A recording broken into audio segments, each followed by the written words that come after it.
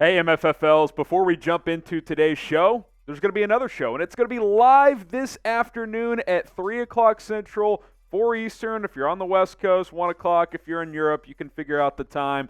We're going to take all of your questions, get you caught up in the latest news and rumors. Producer Coop and I are fired up for this, so join us at 3 o'clock Central time. Subscribe and turn on those notifications so you don't miss it. Your guys' support the last few weeks has been awesome. We'll see you guys at 3, and we'll also see you in 5 seconds with the latest Mavericks news and rumors.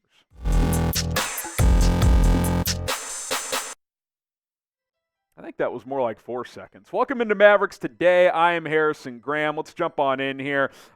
Is Dallas interested in Bol Bol? Our good old pal Jake Fisher says the Mavs did have interest in him prior to the 2023 NBA draft. Here's what Fish had to say. He says, I had heard that the Magic were looking at dealing Bol Bol back to the NBA draft. 2 teams mentioned were Phoenix and Dallas, but the Suns had flushed out their veteran minimum centers. Wonder if Bol could be in the Mavericks' plans if Dallas can find a deal for JaVale McGee. Now, there was some further reporting here that Dallas was going to be willing to take him on to get the Magic's second-round pick, which I believe was the 36th pick overall. So I think they were more interested in getting another pick than Bol Bol, but at least some minor interest in Bol Bol from Dallas's camp, it would appear. And, of course, now he's been waived and he's cleared waivers, so he is free to sign with any team. And I was a bit surprised that he got cut last year because he was a regular fixture in the Magic's rotation. He averaged 9 points and almost 6 rebounds. He was able to stay healthy, which is a big question mark.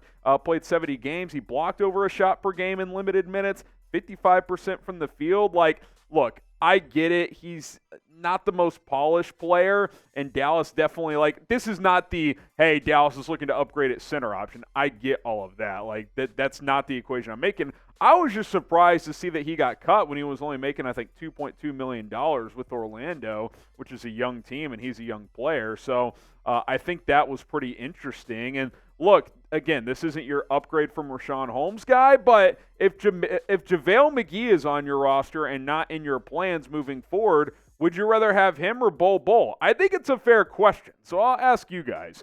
Who would you rather have? Who's the better player? Type M for JaVale McGee, B for Bol Bol.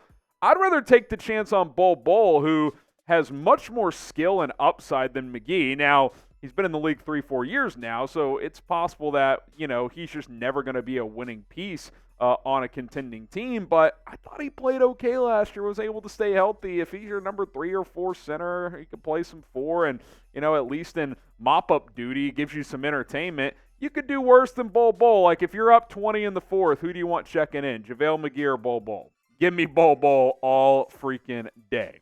Some news around a player that the Mavs had been reported to be interested. Terence Davis, who was a restricted free agent, no longer. His rights have been renounced from Sacramento, so now he is free to sign elsewhere. It also freed up the $4 million cap hold for Sacramento. So I think that's a pretty clear indication that he's not going back there unless it's for the vet minimum. And Davis has been on the Mavericks roster. He's kind of a low radar. He might be on the Mavericks roster. He's been on their radar. And, I think he's kind of a lesser defensive type minded guard that's been lurking in Dallas's potential plans, maybe a plan B or C type. Obviously, you didn't get Matisse Thybulle, who, by the way, just minutes ago, Chris Haynes reported he desperately wanted to be a Mav. So bummer for him, but he's off to Portland, and we're moving on here at Mavericks Today. But Terence Davis has actually been solid, right? He had a lesser role last year with Sacramento, but 2 of the last 3 seasons, he shot over 36.5% from 3. That's like average to above average. That's not bad.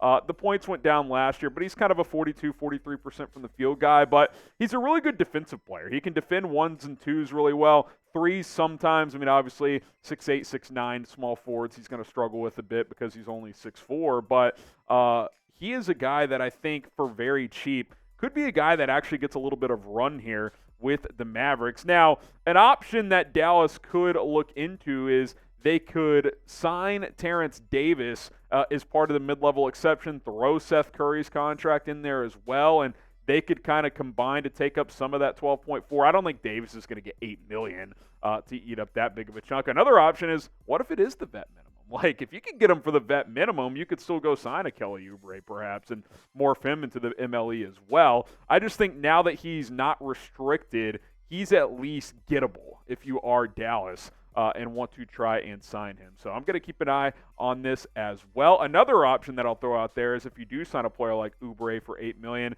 add Curry into the mid-level, maybe Davis becomes your biannual guy if you want to outbid some teams. So you've got some versatility, some options here, flexibility if you are Nico Harrison and the Mavericks trying to work on your cap situation.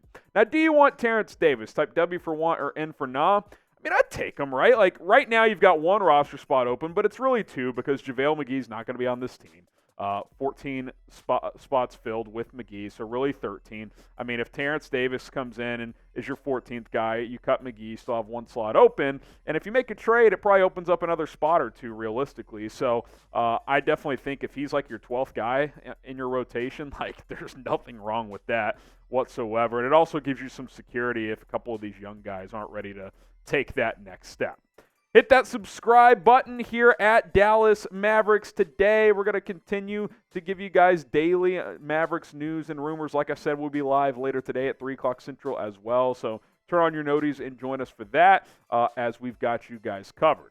We'll also have some Summer League nuggets as things go along, and Jaden Hardy kind of leading the Summer League team this year. Jared Dudley, who's coaching the Mavs Summer League team, in Vegas this year. Really hyped up Hardy recently, says he's on another level. And look, Dudley kind of hyped up Josh Green last year, remember, going into the season, and Coop and I kind of rolled our eyes. And while Josh Green wasn't a superstar by any means, definitely had the best year of his career. And definitely a lot of the stuff Dudley said, which is about like improving as a creator and a shooter, those ended up being true. So I think Jared Dudley has an eye for these things, which is why he was able to go into coaching right away. And look, in and out of the rotation, but Hardy shot the ball really well from three. Good scorer. He's just a bucket getter, to be frank. I don't expect him to be a 40% three-point shooter this year with an increased role if he gets that, but I think he can be 37, 38% on higher volume. And Dudley's made it clear he is going to tailor the Summer League offense through Jaden Hardy, and that's what he should do because Jaden Hardy figures to be a part of this rotation this year, so giving him those opportunities to be a guy you play through in the Summer League is a great opportunity for him. Now, here's Dudley on Jaden Hardy. He says, I'm not a head coach, but he averages, 15 minutes for him to get to 25 or 27 minutes. His defense has to be there. His awareness off ball, being low man, guarding pin downs. It took me when I played 2-3 years of that, and I went to Boston College for 4 years. So by asking the guy in the fire, he's having to guard the guys of Kyrie and Luka where the guys are elite. So for him, it's off-ball awareness. And I do think that's the next step for Hardy to be a regular rotation player is he at least has to be average defensively. That's an area he's got to get better at. And a lot of it is just understanding the game, right? Like how do you impact in team defense? Like a lot of guys can hold their own man-to-man defense, but when the ball isn't in the guy's hands that you're guarding, like are you rotating? Do you know what spots to be at? Like that's where he's got to improve at. And look, he just turned 21, so he's a very young player, obviously. So I'm excited for this kid. I'm excited to watch him in the Summer League, and I agree. Like they need him to take a step on that end because they need him to be productive this year. I don't think there's any doubt about that whatsoever. Show Jaden Hardy some love. Type 3, his number in the comments section. I'm going to be watching him during the Summer League. Should be a whole lot of fun. Now, there's been so many news and rumors items that have been circulating. We kind of did want to just hit this real quick from a couple days ago. The Mavs did add 3 assistant coaches to this staff.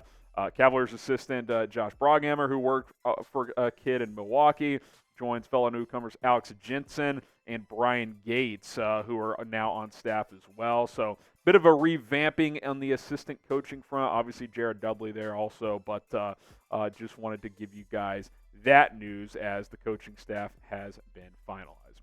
All right, guys, that's going to do it for today's show. Again, join us at 3 o'clock, which is less than 4 hours from now. So Coop and I going to get you guys ready for that show here, and we'll answer a lot of your questions. We'll get you caught up. I think we're going to cook up some trade ideas as well. So should be a fun show at 3 o'clock Central Time today. Hit that sub button, and we'll see you here in a few hours.